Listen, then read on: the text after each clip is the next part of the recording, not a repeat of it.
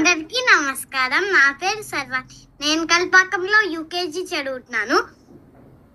నేను ధ్రువజ్ఞానంలో first level. నేను ఇప్పుడు సుందరకాండ చెప్పబోతున్నాను. సుందరే సుందరో రామ, సుందరే సుందరి కథ, సుందరే సుందరి సీత, సుందరే సుందరం వనం, సుందరే సుందరం కావ్యం, సుందరే సుందరం కపి, సుందరే సుందరం మంత్రం, సుందరే కిన్న సుందరం. ఎవరైతే ఆనందం కలిగిస్తారో వాళ్ళే సుందరుడు. రాముడు సుందరుడని వాల్మీకి మహర్షి చెప్పారు. మంత్రశాస్త్రం ప్రకారం హనుమ రాముడికి, సీతమ్మకి, భరతుడికి, వానరులందరికీ ఆనందం కలిగించారు కాబట్టి దీనికి సుందరకాండ పేరు. రామకార్యమై సముద్రాన్ని దాటుతున్న హనుమకు మైనాకుడు, సురస, సింహిక అడ్డు తగిలారు.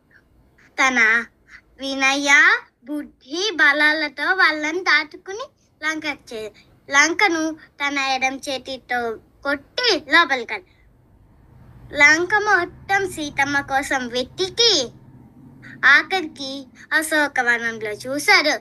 రాత్రిరయ్యాక సీతమ్మకు రాముడు కథ వినిపించి ఉంగరాన్ని చూపించి చూడమని గ్రహించి లంకను దహించి రాముణ్ణి చేరుకుని సీత జాడ చెప్పారు. ఇవన్నీ నేర్పించిన మా దీప్తి అత్తకు మరియు సత్యసర్వాణి అత్తకు ధన్యవాదాలు.